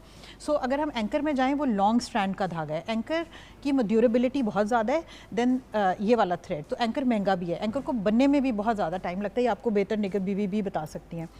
तो फिर प्राइस उसके अकॉर्डिंगली होती है, टाइम कितना लग रहा है, कितनी उसके ऊपर कॉस्ट आ रही है। कितने का एक सूट पड़ता है अगर कोई खरीदता है? अगर आप मुझसे मतलब मेरे से डायरेक्टली लें, इनसे लें, अगर आप इनसे लें, जो मैं इनसे 5500, 6000, 4500 से भी जो लेस काम वाले हैं वो स्टार्ट होते हैं। यहाँ पर फिर जब मैं उसको एम्बेलिशमेंट्स कराती हूँ, टेलर मेरे पास बहुत हाई एंड टेलर है, मैं ओपनली बताती हूँ कि वो 2500 रुपया मुझसे एक शर्ट का लेता है और पूरे सूट का वो मुझसे 3500 लेता है। सो इस लेवल की स्टिचिंग मैं दे रही हूँ। अच्छा, मैंने इस स्टिचिंग पे भी कॉम्प्रोमाइज़ नहीं किया। मुझे लोगों ने कहा कॉस्ट कटिंग करो, सस्ता टेलर बिठाओ, बस बना के निकालती जाओ। मैंने कहा नहीं हो सकता ये। मेरी स्टिचिंग बहुत एक तो premium कमरा, है। एक तो कपड़ा सेंसिटिव, Sensitive। ऊपर से तो, आपने बंदा भी ऐसा रख लिया जिसको काम नहीं आता। बिल्कुल। फटे हुए कपड़े तो नहीं लोगों को बेचने ना, बिल्कुल। तो एक दिन मेरी पहन के हाथ में आ जाए सूट। स्टिचिंग बहुत प्रीमियम है और वो मैं उसकी उसका स्टिचिंग, प्राइड, पिको, ये सारी चीजें बड़ा हर चीज़। मैटर करती हैं। So, finishing is very important. Finishing is very important. इसीलिए तो लोग मशीनी काम लेते हैं। हाँ, क्योंकि उसकी क्योंकि फिनिश उस पूरी चीज की फिनिश फिनिश अच्छी बहुत होती है। अब हाथ का काम खूबसूरत है, लेकिन जो उसके साथ की चीजें होती थी, कपड़ा अच्छा नहीं होता था, हाँ, उसकी स्टिचिंग ठीक नहीं होती थी, तो वो बड़ी खूबसूरत चीज भी नहीं अच्छी लगता लगती था जैसे कोई एम हाँ, सो वो हो यही रहा था कि जो वहाँ से कुछ स्टिच आते भी थे उसकी साइजिंग में प्रॉब्लम आ रहा है, हिप से टाइट हो गया, शोल्डर से लूज हो गया, तो वो फिटिंग्स ऑफ थी। तो आपको पता है कि वो एक अच्छा टेलर बहुत ज़रूरी है उस चीज़ के लिए। और उसके साथ साथ अगर आप अनस्टिच का भी ऑप्शन देती हैं तो बिल्कुल, जिनकी हाँ, जैसे देखो जिनकी हर अपनी- कोई स्मॉल मीडियम लार्ज नहीं होता। हाँ, एग्जैक्टली। अब जैसे मामा वेयर्स एन एक्स्ट्रा लार्ज, तो उसमें राइट। सो वो मतलब हर बंदे का और जिस्म भी फर्क होता है, कुछ लोगों का ऊपर से भारी होता है, कुछ लोग नीचे से भारी Exactly, होते हैं, तो अगर अनसिला भी मिल रहा हो तो बड़ा बेहतरीन ऑप्शन है। बिल्कुल। तो इसमें मोस्टली ऑर्गेनिक जो ओल्ड स्कूल लॉन है वो यूज़ होती है। और अब रिसेंटली जो हमने स्टार्ट किया है, बिकॉज मेरा ना मकसद अब बहुत आगे जा चुका है, वो यही है कि रूरल साइड पे जो लोग हैं ना, जो इस साइड पे जैसे Punjab is known for cotton, देखिए वहाँ पर जान, वहाँ पे सिर्फ जो है ना लोग ज़रात की तरफ है, बिल्कुल, मतलब जान मवेशी वगैरह या फिर क्रॉप्स उगा रहे crops, हैं। ये एक बहुत बड़ा, हम उस वक्त यही होता था कि मर्द ज़रात इस तरह वो जाते थे, खवातीन घर में बैठ के अपने ये वाले काम कर रही होती थी और एक सिलसिला चलता रहता था। तो बेसिकली ये पूरी ना एक इंडस्ट्री है हैंड एम्ब्रॉयडरी की, हैंडमेड कॉटन की। आप देखें अब कॉटन आहिस्ता आहिस्ता पाकिस्तान से गायब होती जा रही है। अब हमने कपड़ा इंपोर्ट करना शुरू कर दिया है। इतनी विस्कोस है कि आप गर्मी में बाहर उसको पहन के निकल नहीं सकते। तो उस चीज़ को ब्रेक करने के लिए मैंने हैंडलूम कॉटन स्टार्ट किया है चीचावतनी से। सो ये जो कॉटन है ना सारी, ये पंजाब में ग्रो करती है, फैसलाबाद चीचावतनी। सो चीचावतनी फैसलाबाद से सेपरेट हो गया था जी। तो फैसलाबाद आपको पता है हब ऑफ कॉटन है, लेकिन फैसलाबाद भी कमर्शलाइज हो गया। अब वो भी अब मशीनें ले आए हैं बड़ी बड़ी, सो उसमें भी अब आपको डिफरेंट लेवल का कपड़ा मिलता है। लेकिन अभी तक चीचावतनी, टोबा टेक-सिंह डिस्ट्रिक्ट जो है ना, उस साइड पे आपको हैंडलूम कॉटन मिलती है जो आप पहनेंगी ना। मैं आपको मुझे उसका पता भी कैसे चला कि मेरे अबू थे, उनको स्किन डिजीज़ थी, तो वो कोई कपड़ा नहीं पहन सकते थे, एक्जिमा वो और शिंगल्स में भी बहुत ज़्यादा इशू हो जाता है। तो वो उधर से कमालिया चीचावतनी से कपड़ा लाते थे और वो कुर्ते पहनते थे, बस वो उसके अलावा कुछ नहीं पहन सकते थे। ये तो मलमल टाइप के मलमल जो के होते हैं। मेरी वही तो बात है, मेरी खाला को इसी तरह शिंगल्स हुए, व्हिच इज हर्पीज ज़ोस्टर का एक वो जब late in stage, she was 70 plus then, वो मलमल के अलावा, और मलमल भी पहनते हुए उनकी चीखें निकलती थी मासूम की। तो हम लोग लाहौर से उनको मलमल भिजवाते थे कराची। तो उनको फिर मेरे जहन में एक दिन आया, मैंने कहा अब पापा पहनते थे तो वाई शुड आई नॉट, मतलब मैं क्यों ना मंगवाऊँ वहाँ से कपड़ा। बंदों को ढूंढा, मेरी फुफ्फो वहाँ रहती थी, कुछ कॉन्टैक्ट्स देखे कि कहाँ से मैं मिल, तो एक बंदा मुझे मिला, वो सारा कपड़ा मेरे पास यहाँ लेकर आया। उसको लगा मैं कुछ खरीदूंगी, वो इतना प्यारा कपड़ा था कि मैंने सारा ले लिया। मेरे हस्बैंड ने शर्ट्स बनवाई, मैंने कपड़े बनवाए, बच्चों के बनाए। गर्मी में हमारे लिए वो ब्लेसिंग है। तो मैंने फिर उसके ऊपर अब हैंड एम्ब्रॉयडरी का काम कराना शुरू किया है। वो मेरे पास अभी वो सिंधी टांके पे बना हुआ है। वो अगर आप देखें ना तो ये हैंडलूम कॉटन पे बना हुआ है। ये वाला नहीं, इसके पीछे जो ब्लू, ये पूरा सिंधी टांके में बना हुआ है। वेरी नाइस मटेरियल, और इसको कलफ नहीं लगी हुई। नहीं, कलफ नहीं लगी हुई। ये ब्रीदेबल कॉटन है। इसके अंदर आप देखें वीव के अंदर ना अच्छा, और होल्स अच्छी हैं, बात गैप्स पता है हैं। क्या है व्यूअर्स, कि देखिए मलमल का एक इशू आता है, वो सी थ्रू हो जाता है बहुत ज़्यादा। इसकी ज़रा सी उस लिहाज से सी थ्रू वाला एलिमेंट नहीं है। लेकिन तो आप इसके देखें नीचे शमीज नहीं आपको नहीं ज़रूरत नहीं है। लेकिन अगर आप देखें इसके अंदर से आपको लाइट पास होती है, सो दैट मीन्स कि कपड़े के अंदर गैप्स हैं, तो एयर गैप्स है। बट देखो ना, जैसे ये जो है, ये मलमल है, ये मलमल है, ये इसके नीचे आपको देखें व्यूअर्स, पीछे शमीज पहननी पड़ेगी, बिल्कुल राइट। बिस्मिल्लाह। बट वो तो कोई इशू नहीं आजकल, हर की सॉरी बात है। बट ये अब ऐसा मटेरियल है कि इसके है भी उसी तरह का, ब्रीदेबल भी, और इसको हल्का भी है और सारा कुछ है, मलमल के तरह का है, मलमल वाली फील देगा। लेकिन वो जो आपको एक और लेयर पहनने वाला कभी कभी इशू आ जाता है, इसमें नहीं आपको कभी, क्योंकि हम तो दुपट्टे पहनते हैं खवातीन, तो दुपट्टे के साथ तो कवर हो ही जाता है। बट इस किस्म की चीज को आप 2 पीस भी बना सकते हैं। मैंने कल ये ब्लैक कलर में पहना हुआ था, तो मेरी बच्ची स्विमिंग पूल में थी, तो उसने मेरे ऊपर पानी फेंक दिया। तो मुझे ज़रा हुआ कि सी थ्रू ना हो जाए, बट आई वाज शॉक्ड कि वो सी थ्रू नहीं हुआ, बिल्कुल सी थ्रू नहीं था। अब देखिए ना, इनोवेशन अपने ही मुल्क की चीज़ों में की जा सकती है। हम बाहर की देखिए, बाहर वाले हमारी चीज़ों पे जा रहे हैं, हम उनकी चीज़ों पे जा रहे हैं जिनसे वो फारिग हो चुके हैं। बिल्कुल। वो हमारे पुराने पे जा रहे हैं, हम उनके नए, उनके बिल्कुल। पुराने पे जा रहे हैं, उनका पुराना खत्म गया, वो वापस आ गए नेचुरल ऑर्गेनिक। एग्जैक्टली, वो खाने में नेचुरल ऑर्गेनिक, पहनने में नेचुरल ऑर्गेनिक, लगाने में नेचुरल ऑर्गेनिक। दुनिया बदल गई है। और अगर और यही तो हमारे मुल्क की स्ट्रेंथ है। Exactly, जिसको हमारे हम- मुल्क में हर चीज बनती बनती है, है, वो बिल्कुल। हमसे बनवा के मंगाते हैं। और लोग यहाँ पर ना प्राइड लेते हैं कि हमने इंपोर्ट कराया है, कपड़ा इंपोर्ट किया है। चलो वो उनका एक अपना है, कुछ चीज़ों में वो इस्तेमाल भी होता है। मैं वो ये नहीं कह रही कि वो गलत है या मैं सही हूँ। द थिंग इज़ कि इस चीज़ को भी रिवाइव करना बड़ा इम्पोर्टेंट है। अच्छा बेटा, आप बताओ कि आप इस काम में कैसे आए? अच्छा, तो फिर आप तो पढ़ाई कर रहे हो, माइक आपके पास नहीं बेटा? लगा हुआ है ना आपको? हाँ, तो जी मुझे बताइए। पढ़ाई भी करती हूँ, लेकिन थोड़े से हालात ऐसे होते हैं ना कि बंदा पेरेंट्स के ऊपर नहीं छोड़ता सारा। तो साथ साथ पढ़ाई भी। तो कितने कमा लेती हो महीने के? बस थोड़ा सा अपने पढ़ाई का एक्सपेंस निकल जाता है। पढ़ाई का एक्सपेंस खुद कर लेती हो। अब कितनी बड़ी बात है बिल्कुल कि ये प्यारी सी बच्ची अपना पढ़ाई भी करती है, अपना ये भी साथ साथ काम करिए। देखिए व्यूअर्स, अपनी पढ़ाई का खर्चा खुद उठा रही है, बिल्कुल। गांव में बैठ के, राइट? जी। आप ही डेरा गाजी खान से हो? जी। From Dera Ghazi Khan. So viewers, the point is ये अंडरस्टैंड करना बड़ा ज़रूरी है कि अपने आप को एम्पावर करते हुए आप अपने इर्द गिर्द जो हमारी सोसाइटी में लोग हैं, आप उनको भी एम्पावर कर सकते हैं। exactly. उनको तो आइडिया भी नहीं था बिजनेस का, उन्होंने तो वैसे ही सोचा कि यार ये बड़ी इंटरेस्टिंग सी चीज़ है, करके देखते। बिजनेस की तरफ गई तो सबसे पहली सोच के आई कि भाई अपने साथ अपनी बहनों को, माओं को, उनको भी आगे लेके चलती हूँ। देखिए, हम एम्पावरमेंट की बात करते हैं हमेशा कि औरत को दफ्तर खोल दो, उसको आईटी में ले आओ, इसमें ले आओ। नहीं, अब सिंपल बात है कि निगत बीबी इस स्टेज पे जिंदगी में फैमिली वाली, 100 और चीजों वाली, अब क्या कंप्यूटर पे सीखेंगे? Exactly, वो उनको एकदम- वापस हम स्कूल तो नहीं भेज सकते, लेकिन जो उनको आता है तो उसको आप उसमें enhance उनकी थोड़ी सी हेल्प करके उनको इतना स्ट्रांग कर देते हैं कि वो पीएचडी वालों से ज्यादा पैसे कमा लें। बिल्कुल। पॉइंट तो ये है ना। सो द थिंग इज़ कि जो सो वुमेन एम्पावरमेंट की जब हम बात करते हैं या रूरल डेवलपमेंट की जब हम बात करते हैं एम्पावरमेंट की, तो उसमें आई थिंक जिसमें वो स्पेशलाइज, ज़रूरी नहीं है कि आप सब लोगों को उठाएं, शहर में लाएं, बड़े बड़े घर दे दें। वो अपने घर खुद बना सकते हैं। उनको चैरिटीज़ की, ग्रांट्स की, इन चीज़ों की, ग्रांट्स की मतलब ऑब्वियसली थोड़ी बहुत फाइनेंशियल चीज़ों की ज़रूरत तो रहती है, बट द थिंग इज़ कि मेरी कोशिश ये है कि मैं इनको ना ये चैरिटी पे रिलाई, टू बी ऑनेस्ट, ये पहला मैंने कम्युनिटी देखी है जो चैरिटी पे रिलाई नहीं करते। ये लोग चैरिटी नहीं लेते, इनका काम इतना अच्छा है। सो मैंने फिर यही सोचा कि जब ये चैरिटी भी नहीं लेते, मैं किस तरह इनको हेल्प कर सकती हूँ। तो फिर मैंने इनकी क्राफ्ट को, मैं रोज़ सोच रही होती हूँ कि मैं इसको और बेहतर कैसे करूँ, और बेहतर कैसे करूँ, कुछ ना कुछ नया लेकर आऊँ ताकि इनका काम चलता रहे। जब मेरा चलेगा तो ऑब्वियसली इनका चलेगा। जितना मैं अच्छा बना के बेचूंगी उतना ये और मुझे भेज सकेंगी। अब आज मैंने आपके मेंटोर से पैगाम लेना है। आप और औरतों को निगत जी क्या पैगाम देना चाहेंगी? जैसे अम्मी ने आपको कहा कि ये शायद नहीं हो सकता, लेकिन आपने हिम्मत नहीं हारी। नहीं, आपने फिर मैं भी सबको स्टॉल ये कहना चाहती हूँ कि हिम्मत ना हारें। पढ़ाई नहीं है, कुछ नहीं है हमारे पास, सिर्फ हुनर तो है हमारे पास। अन्नम जी जैसे बंदे अगर सबको मिल जाते हैं ना, तो क्या ही बात है। क्या बात है। और अनम जी, मैं चाहूँगी कि आप निगत जी से वैसे तो कहती रहती हैं, आज ऑन एयर जो कहना चाहती हैं कह दें। मैंने ऑन एयर मैंने तो हमेशा इनको यही कहा है कि आप ना होती, ऑनेस्टली शुरू में फर्स्ट 6 मंथ मुझे लोगों ने बड़ा तंग किया। मैंने जब ये पेज स्टार्ट किया, बिज़नेस स्टार्ट किया, इनको पता है मैं हर थोड़ी देर के बाद इनको फ़ोन करती थी। मैं कहती थी निगत बीबी देखें ये हो गया, और ये मुझे ये लगता था कि शायद इनको मेरी ज़रूरत है, बट ऑनेस्टली स्पीकिंग मुझे इनकी ज़रूरत थी। ये मुझे समझाती थी कि नहीं आप परेशान ना हो, फिर ये अपनी अम्मी से डिस्कस करती थी, इनकी अम्मी गाइड करती थी, और इवेंचुअली मैंने इनकी एडवाइस पे इसलिए रिलाई करना शुरू कर दिया क्योंकि मुझे पता था कि एडवाइस एक जगह से जहाँ से आ रही है ना, वो गलत नहीं हो सकती। इतना एक्सपीरियंस है, वो तो लेजेंड है, Exactly.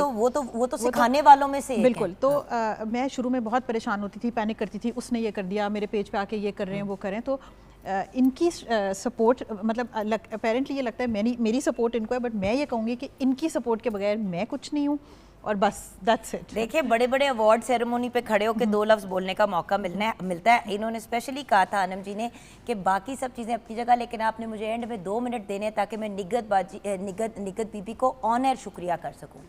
तो आपका शुक्रिया कि आपने, वो आपको एम्पावर करी थी, उल्टा आपने उनको कर दिया। बिल्कुल। अल्लाह आपको ज़िंदगी दे, सेहत दे, आपके लिए मज़ीद अल्लाह ताला आसानियाँ पैदा करे। और व्यूअर्स, हम सब अपना अपना हिस्सा डाल सकते हैं, सिर्फ नीयत साफ़ होनी चाहिए और एक गोल क्लियर होना चाहिए। देखिए, Anam at such a young age एक पूरी कम्युनिटी को लेके, डिफरेंट कम्युनिटीज़ को लेके चल रही हैं। एक तरफ चीचा वतनी से कपड़ा लिया जा रहा है, तो मतलब उसके अलावा I think Toba Tek Singh district है, उस जिसमें डिस्ट्रिक्ट चीचावतनी, से, हाँ, उधर से रंझाना आता है उसमें। डीजी खान में ये सारा हाथ का काम हो रहा है। टेलर यहाँ पे भी इन्होंने रखे हुए हैं, उनसे भी अपना काम ले रही है। The point is at the end of the day बहुत से लोग एंगेज किए हुए हैं, और सबसे अच्छी बात कि हमारे गांव और देहात, हमारे रूरल एरियाज़ को एम्पावर करने के लिए एफर्ट किया गया और ख़वातीन को एम्पावर करने के लिए किया गया। Well done, Anam.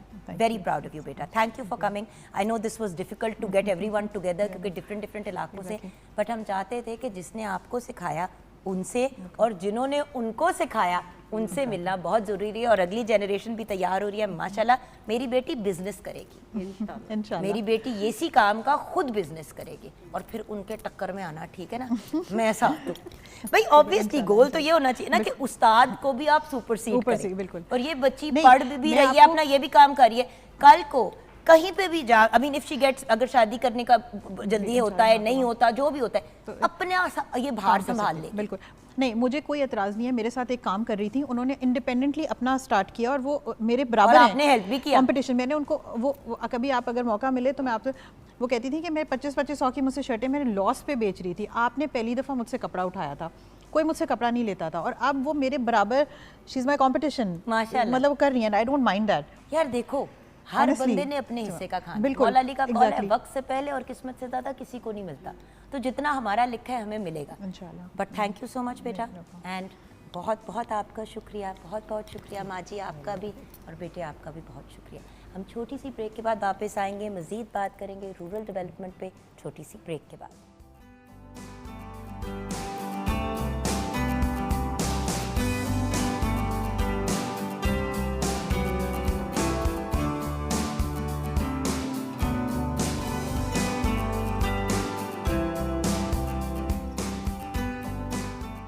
Welcome back from the break viewers. आज वर्ल्ड रूरल डेवलपमेंट डे मनाया जा रहा है, रूरल एम्पावरमेंट, ग्लोबल इम्पैक्ट। तो भाई हम भी चाहते हैं कि हम भी जो काम अपने गाँव में, देहातों में करें, उसका इम्पैक्ट ग्लोबली हो और हमारी भी पूरी दुनिया में वाह वाह हो। वैसे तो काफ़ी हद तक हो भी रही है, क्योंकि सीएम पंजाब ने जो बहुत अमेजिंग किस्म के स्टेप्स लिए हैं, जैसे किसान कार्ड है, फिर CM Punjab life stock card है, देन देयर इज़ अपनी छत अपना घर प्रोग्राम। आप कहेंगे इसकी क्या कनेक्शन है? भाई कम आमदनी वाले घरों को अपना घर बनाने के, और देखें गांव देहात में जिस किस्म के फंड्स दिए जा रहे हैं, बड़े आराम से आपका पूरा घर खड़ा हो जाता है उन पैसों में। Then Punjab high power tractor program, tractor scheme भी है, सोलराइजेशन है, यानी कि बिजली जो है, बहुत सी ऐसी जगहें हैं जहाँ पे पानी नहीं है, बिजली नहीं है। खैर मैं क्या बताऊँगी, ऐसे ब्रिलियंट लोग आज हमारे साथ हैं कि मैं क्या बताऊँ आपको। दो बहुत ही प्यारे भाई, ब्रिलियंट पर्सनैलिटीज़, आमिर हयात भंडारा साहब हमारे साथ हैं। अब प्रोग्रेसिव फार्मर हैं, एग्रीकल्चर स्ट्रैटेजिस्ट हैं, climate change advocate and rural development expert हैं। अब लोग अक्सर कहते हैं कि ओ ये तो किसान है, किसानों की भी इकसाम होती है। अस्सलाम वालेकुम। वालेकुम अस्सलाम। सही कहा कि गलत आमिर भाई? नहीं, आप दुरुस्त कह रही हैं। देखिए, जिस तरह हम मीडिया के भी लोगों की बात करते हैं, तो मीडिया के अंदर भी एक माहिरा खान है, सबा कमर है, फिर एक जुगन है, फिर मतलब एक टीयर्स है ना, तो डिफरेंट टीयर्स होते हैं। और जो बंदा जितना प्रोग्रेसिव और जितना पॉजिटिवली चलेगा, उतने ही टाइटल्स उसके नाम के साथ लगेंगे और उतना ही ज़्यादा पैसा वो बनाएगा इन द लॉन्ग रन। क्योंकि viewers, at the end of the day ये सारी भागदौड़ हम रोजी रोटी के लिए ही करते हैं ना। मसला सिर्फ इतना है कि किसान शहर में रहने वाले 9 से 5 काम करने वाले से ज़्यादा मेहनत करता है, लेकिन पैसे एक ऑफिस के वर्कर से कम कमाता है। कितनी ऑड बात है। और इसी चीज़ के ऊपर वर्किंग हो रही है, और आप जैसे लोगों ने, आमिर भाई एंड डॉक्टर आफ्ताब अहमद जैसे लोगों ने बड़े पॉजिटिव चेंजेस लेके आए हैं। भाई डॉक्टर आफ्ताब साहब तो अगर हम कहें कि लाइफ स्टॉक की दुनिया के एक सुपर हीरो हैं तो ये बात गलत नहीं होगी। Farmer managing director of the cattle market and management company, government of Punjab. हमने इनसे वेरियस लेवल्स पे अपने प्रोग्राम पे भी डिस्कशंस रखी हैं। देन आप इस वक्त हमारे साथ हैं as livestock value chain expert. अस्सलाम वालेकुम डॉक्टर साहब। Thank you so much for joining us. अच्छा डॉक्टर साहब, आप क्या करते हैं वो तो हमें पता है, लेकिन जो आमिर भाई करते हैं ना, ये ज़रा पहली दफ़ा इतने बड़े बड़े अल्फाज जोड़े हैं किसान के साथ हमने। तो ज़रा आमिर भाई आप बताएंगे कि आप एग्जैक्टली किसान तो हैं, लेकिन किस किस्म के किसान हैं, हमें ज़रा गाइड करें। बहुत शुक्रिया। अच्छे वाले हैं, लेकिन अच्छे में कौन सी? बहुत शुक्रिया। आप अपने आप को जुगन काजिम का नाम कहते हुए बहुत नीचे ले आई, मैं तो बहुत ऊपर देखता हूँ आपको। खैर, anyways thank you very much. to you and PTV for the kind invitation कि हमें आप लोगों ने बुलाया और स्पेशली ज़राअत के हवाले से।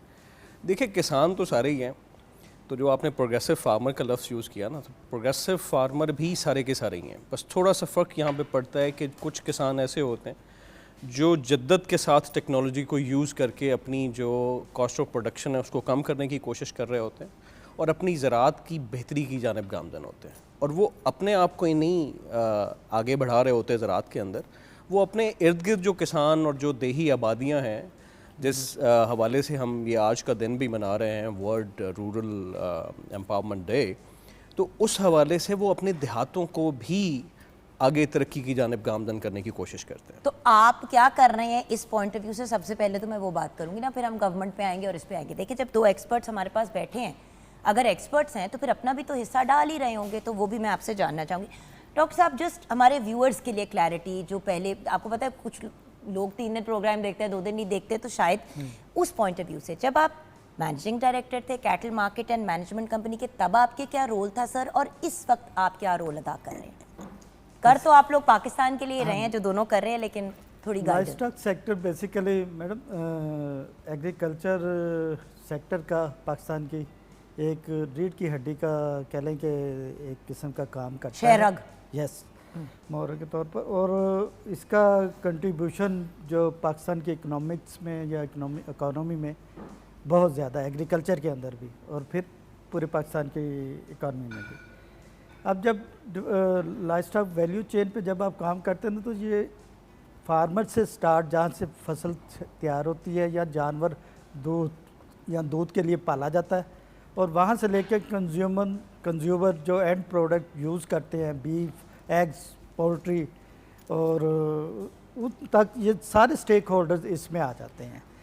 तो और आप one of the few people हैं जिन्होंने सिर्फ यील्ड बढ़ाने के एफर्ट नहीं किया, आपने जानवरों के लिए, एनिमल वेलफेयर के लिए भी बड़ा काम किया है। ये मैं इसलिए व्यूअर्स पॉइंट आउट करना चाहूँगी, माना कि एक जानवर आपने कुर्बानी के लिए या खाने के लिए भी रखा है, तो जितनी देर वो जिंदा है, क्या उसका हक नहीं है कि वो इज्जत से ज़िंदगी जिए? बल्कि उसका तो ज़्यादा ख्याल रखना चाहिए, क्योंकि एंड में वो अपनी जान दे रहा है आपके पेट के लिए, लिटरली। तो आप, you are one of those few people जिन्होंने काफ़ी देर पहले ये सिस्टम शुरू किया कि भाई जानवर का भी तो उतना ही ख्याल रखो ना, जितना एंड में पैकेजिंग करके करते हो। जो जिंदा है, जो जिसको आप तैयार कर रहे हो, उसका भी तो केयर करो, क्योंकि वो जानदार चीज़ है। पहले लाइव स्टॉक को जानदार चीज़ कोई नहीं कंसिडर करता था पाकिस्तान में। छोटी सी मिसाल आपको देता हूँ कि लाइव स्टॉक सेक्टर में जब हम डेयरी प्रोजेक्ट्स में पूरे पंजाब में जब फिरते रहे हैं, लोगों के साथ इंटरेक्शन, फार्मर्स के साथ, छोटे जानवर जिन्होंने 4 जानवर 5 जानवर रखे होते हैं, तो जहाँ पर भी जाते हैं सारे एनिमल्स को उन्होंने बांधा होता है। उनको दिन में 2 दफ़ा पानी मिलना है, वो भी ओनर की मर्ज़ी से, जानवर की मर्ज़ी से नहीं। तो मेरा सबसे पहला उनसे यही एतराज़ होता था कि आप जानवर को खुला छोड़ने का बंदोबस्त करें, चाहे 2 जानवर हैं, चाहे 4 जानवर हैं, बांस लगाए, कुछ करें, उनको ओपन छोड़े, जब उसका दिल करे पानी पिए, उसका जब दिल करे वो चारा खाए, जब वो चाहे छाँव में आ जाए। अगर वो सारा दिन धूप में बंधा है या छाँव में, और जो मालिक है वो चला गया है, उसके बाद ना उसको पानी मिलता है और ना ये सबसे ही तकलीफ दे चीज़ है। तो ये एक इम्पॉर्टेंट बात इसलिए भी कहनी थी सर, क्योंकि देखिए जानदार चीज़ है, चरिंद परिंद पौधे, यस, पूरी दुनिया जो है वो एनिमल क्रूल्टी के अगेंस्ट आवाज़ उठाती है। पूरी दुनिया में गोश्त खाया जाता है, कुछ लोग वीगन वेजिटेरियन हो गए, बट अभी भी पूरी दुनिया में गोश्त, मुर्गी वगैरह चीज़ें खाई जाती है, लेकिन उन जानवरों की भी एक सर्टन केयर है। उसी तरह जो हम क्रॉप उगाते हैं, उसकी भी वो भी तो हाई क्वालिटी की तब होगी ना अगर वो अच्छे अंदाज में सारी चीज़ें उसकी कवर होंगी। तो सर अब इस तरफ आ जाते हैं गुफ्तगू को लेके कि आप लोग क्या कर रहे हैं रूरल डेवलपमेंट के लिए अपने सेटअप्स और अपनी सिचुएशंस में। अच्छा, मैं पहले आपको थोड़ा सा ग्लोबल सिनेरियो ज़रूर बता दूँ इसका। बिल्कुल, हाँ जी। कि ये आज का दिन जो है पाकिस्तान के लिए क्यों इम्पोर्टेंट है। बिल्कुल। 2024 में जब जनरल असेंबली में ये करारदाद पेश की गई, तो Pakistan was one of the को स्पॉन्सर ऑफ दिस, जो वर्ल्ड रूरल एम्पावरमेंट डे जो एक्सेप्ट किया गया। और आज का जो स्पेशली थीम है वो रूरल एम्पावरिंग रूरल और उसका जो ग्लोबल इम्पैक्ट है उस हवाले से।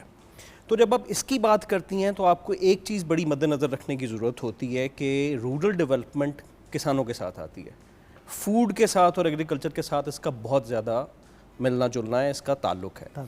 आप ग्लोबल डेटा देखें तो आपको ये पता चलेगा, बड़ी हैरानगी की बात है कि 80% of your global food supply, 80% global food supply family farm से आ रही है, छोटे फार्मर से आ रही है। और वो कितने हैं? 66 मिलियन आपके ग्लोबल फार्म्स हैं, मिलियंस की तादाद में। और ये बेसिकली उनको एक्नॉलेजमेंट करने के लिए और उनको सपोर्ट करने के लिए जो है वो वर्ल्ड रूरल एनवायरनमेंट डे मनाया जा रहा है, ताकि उनको वो एम्पावरमेंट दी जाए, वो ताकत दी जाए जो उनको पहले नहीं मिली, उनको टेक्नोलॉजी दी जाए। अब दुनिया को ये समझ आ गई है बहुत प्रॉपरली और बहुत अच्छी तरह से कि दुनिया की तरक्की का रास्ता जो है वो देहात से होके गुजरेगा, जिस तरह आप पहले फरमा रही मैं थी। जिस तरह ब्रेक में मैं आप लोगों से जब बात कर रही थी व्यूअर्स में, क्योंकि ब्रेक की तरफ भी जाना है और फिर वापस आएंगे, बट इतना ज़रूर बता दूं कि बाहर के ममालिक में जैसे कनाडा में at one point they had started giving facilities भी, रिहाइश भी और ज़मीन भी, कि भाई तुम बनाओ और उगाओ। क्यों? क्योंकि उनको ज़रूरत थी, उनको पता था कि इतना खाली जगहें पड़ी हुई हैं, अगर हम लोगों को इंसेंटिव देंगे कि ये ज़मीन हम आपको दे रहे हैं, ज़मीन के साथ। अब मसला क्या है कि पाकिस्तान में लोगों के पास ज़मीन है, उनको उस पर समझ नहीं आ रही कि करे क्या। ना जानवरों के पॉइंट ऑफ व्यू, अच्छा खुली ज़मीन है, ना जानवर खुला छोड़ा हुआ है, ना उस पर कुछ उगा रहे हैं, और ठेकों पे दी हुई है। अब आगे ठेके वाले क्या कर रहे हैं, खैर इस पे हम अभी ब्रेक के बाद बात करेंगे। व्यूअर्स, अल्टीमेटली हम ये नहीं कह रहे कि आप ज़मीनें ज़्यादा ले लें, ये खर्च आप बड़ी बेसिक चेंजेस करके, जहाँ पे आप 1000 रुपया कमा रहे थे अब आप 10,000 कमा सकते हैं, थोड़ी सी मॉडिफिकेशन से। ब्रेक के बाद ये डिस्कशन कंटिन्यू करेंगे।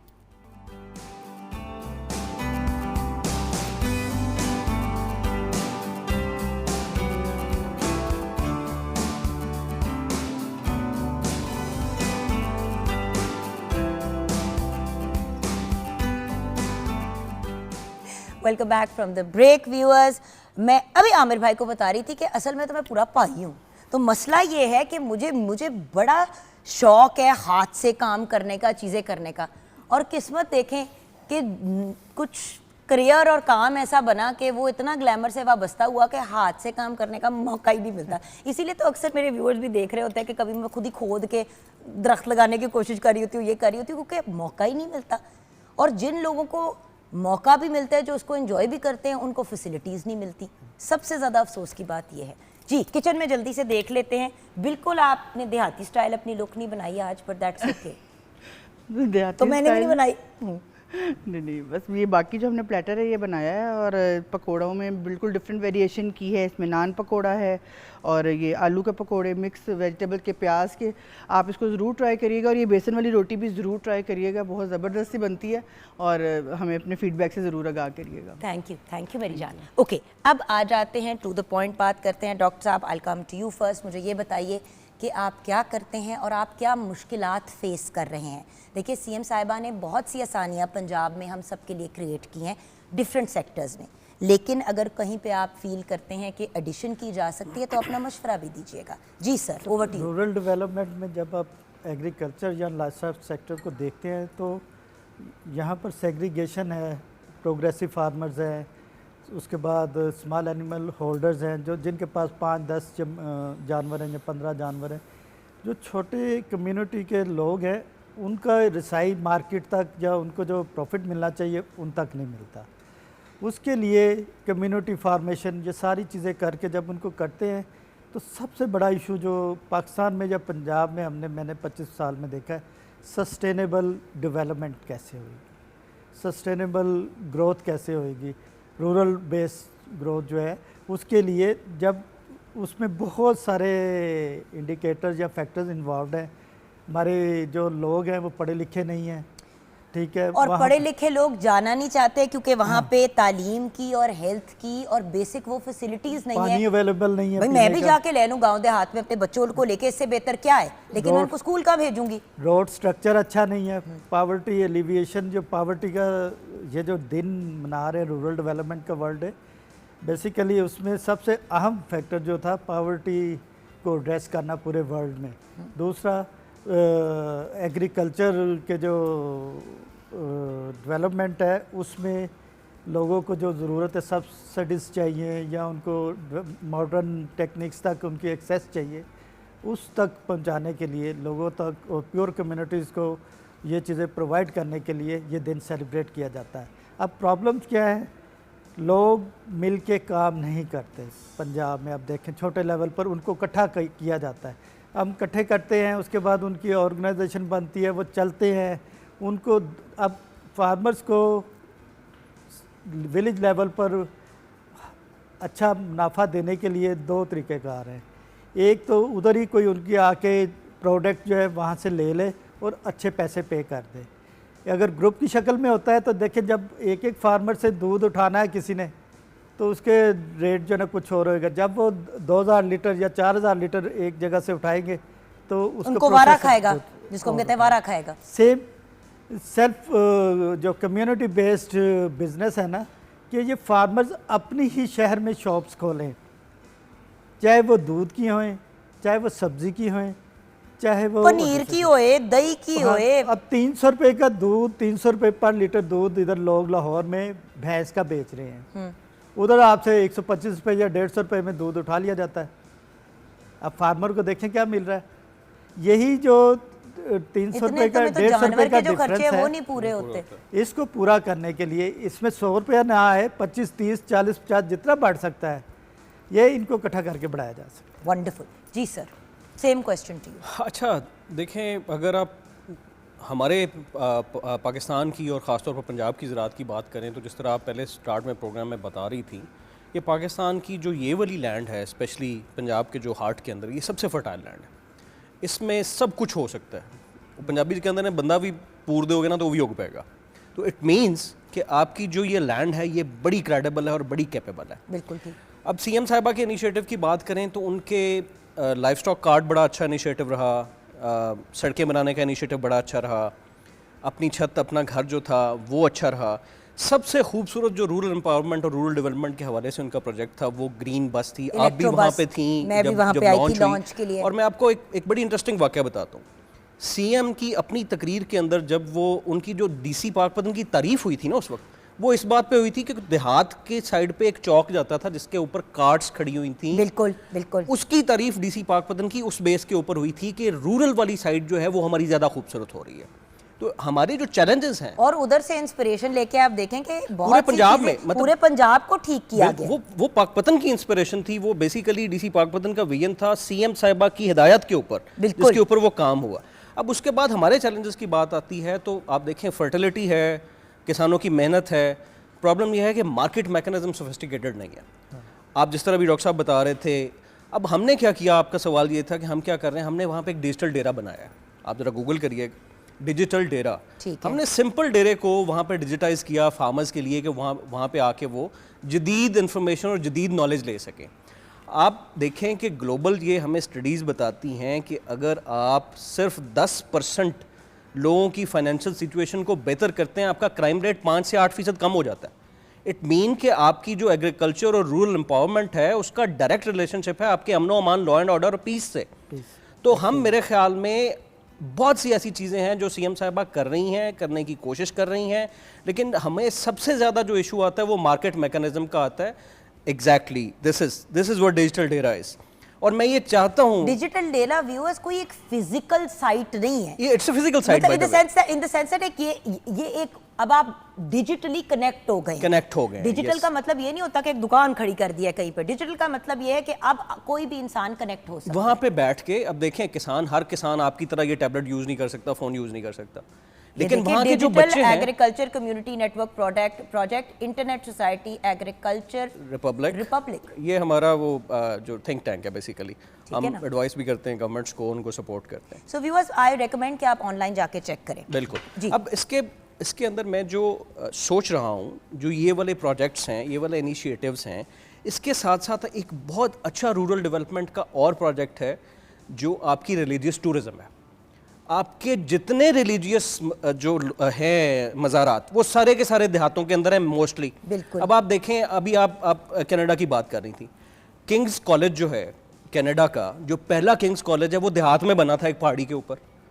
अब हमेशा पहले देहात ही होते हैं, वो डेवलप होके शहर बनते हैं। पंजाब के अंदर हमारे पास शहर देहात ऑलरेडी डेवलप्ड हैं, चाहिए क्या कि हमें शहर नहीं बसाने नए, हमें शहरी सहूलियात देहातियों को देनी है, ताकि जिस तरह आप पहले फरमा रही थी आप भी वहाँ पे आके डिजिटल डेरा के साथ रह सकें। और एक और बात बताऊं व्यूअर्स, एक और चीज़ जिसके लिए लैंड को यूज़ किया जाता था, जो जहाँ पे लैंड नहीं इस जोगा था कि उसको उस पर खर्चा, वहाँ पे लोग क्या करते थे, यूनिवर्सिटी टाउन्स खड़े कर देते थे। अब लंदन ऑन्टेरियो जहाँ पे मैं पढ़ी एट वेस्टर्न ऑन्टेरियो, उधर होता है किंग्स कॉलेज, इसलिए मैं मेरी डिग्री वहाँ से और मेरा बेटा भी हमजा वहीं पे पढ़ रहा है। So because I graduated from western, viewers वो ऐसा ही इलाका था, उन्होंने उसको एक यूनिवर्सिटी टाउन में कन्वर्ट कर दिया। उस वक्त university of western Ontario, now it's called western university, नाम चेंज हो चुका है but it's the same thing. और वहाँ पे यही है, वो पूरा एक यूनिवर्सिटी टाउन बन गया है ऐसे ही। और वहाँ पे इतनी चीज़ें पॉपअप कर गई हैं इंडस्ट्री वाइज, आईटी के हब्स वहाँ पे अब बनने शुरू हो गए हैं। सो बात ये है कि रूरल एरियाज में जहाँ पे नहीं भी कुछ हो सकता, उनको कुछ और बनाया जा सकता है। और अगर किसी सेंट्रल एक जगह पे कोई यूनिवर्सिटी कॉलेज बन जाए तो सारे इर्द गिर्द के इलाकों के जो बच्चे हैं वो वहाँ पे पढ़ सकते हैं। So ultimately what is your मशवरा या एडवाइस, पैगाम क्या देना चाहेंगे आप सर जी? Thank you. जो प्राइम सीएम साहबा के जो इनिशिएटिव्स हैं पंजाब में इस वक्त काम कर रहे हैं, उनमें लाइवस्टॉक कार्ड है, उसके अलावा कैटल मार्केट मैनेजमेंट कंपनी है जो मॉडल कैटल मार्केट्स बना रही हैं। इसके अलावा लाइवस्टॉक डिपार्टमेंट का बहुत ही अहम रोल डिजीज़ कंट्रोल में और साथ में ब्रीडिंग के हवाले से। बिल्कुल ठीक। और इन तीनों ने मिलके काफ़ी अच्छा जो है ना इम्पैक्ट पंजाब में दिया है। डिज़ीज़ कंट्रोल के हवाले से भी कैटल मार्केट्स मॉडल लाहौर में बन गई है, अटक में बनी हुई है, मुल्तान में बन गई है, नई बखर में बन रही है, इसके अलावा झंग में बन गई है, आरब में बन गई है और डीजी खान में बन रही है। तो ये इनिशिएटिव जो है इसकी वजह से जो फार्मर है उसकी एक्सेस कैटल मार्केट्स तक जब अपनी प्रोडक्ट्स को बेचने के लिए, चाहे वो लाइवस्टॉक के जानवर हैं या अपनी दूसरी प्रोडक्ट्स हैं, उनको सहूलत मिल रही है। ठीक है। लेकिन इसमें जो सबसे अहम चीज़ है कि ये जो भी सिलसिले चल रहे हैं या जो इनिशिएटिव्स हैं, फार्मर की डेवलपमेंट में या रूरल डेवलपमेंट में ये सस्टेनेबल कैसे होंगे, इस पे काम करने की ज़रूरत है। जी sir, finally your message to the viewers. अच्छा, मेरा मैसेज व्यूअर्स और सीएम पंजाब दोनों के लिए होगा, क्योंकि बहुत से लोग गांव देहातों में रहते हैं, वो आपको देख रहे हैं अभी। पहला मैसेज तो ये होगा कि हमें प्रोडक्टिविटी बहुत अच्छी हमारी हो गई सीएम के इनिशिएटिव्स के साथ, लेकिन अब हमें मार्केट मैकेनिज़्म के ऊपर ज़ोर देने की ज़रूरत होगी, क्योंकि अगर जो काश्त है उसकी कीमत किसान को मिलेगी तो रूरल डेवलपमेंट ऑटोमेटिकली बेहतर होती चलेगी। और दूसरा मेरा उनको सजेशन ये होगी कि हमें आपके हर गांव, हर यूनियन काउंसिल में डिजिटल डेराज चाहिए। जिस तरह मरियम के क्लिनिक्स हैं उसी तरह मरियम का डिजिटल डेरा होना चाहिए। इसी तरह हमें मजहबी जो सियाहत है और देही सियाहत, उसके ऊपर काम करने की ज़रूरत होगी। और सबसे आखिरी बात, किसानों को, देही आबादियों को पॉलिसी का जो कंट्रीब्यूटर बनाया जाना चाहिए, मुस्तफ़ीद नहीं बनाना चाहिए। आमिर भाई ने और डॉक्टर साहब ने इतने खूबसूरत मैसेजेस दिए कि मेरा कुछ कहना बनता नहीं है, बिकॉज मैं कम्प्लीटली आउट ऑफ टाइम। सिर्फ इतना कहूँगी कि और ये जो शहरियों को एक एटीट्यूड होता है ना कि हम शहर वाले, वो जो country mouse and city mouse वाली बात है, एंड में कंट्री माउस ठीक रहा था। सो बात ये है कि हम सब इस पाकिस्तान का हिस्सा है, we have to work collectively. शहरों वाले देहात वालों के लिए आसानियाँ पैदा करें, क्योंकि देहात में जो लोग रहते हैं वो ऑलरेडी हमारे लिए बड़ी आसानियाँ पैदा कर रहे हैं, सिर्फ हम उनको एक्नॉलेज नहीं करते। सो आज का दिन हमारे किसान भाई बहनों के नाम, खुदा हाफिज़।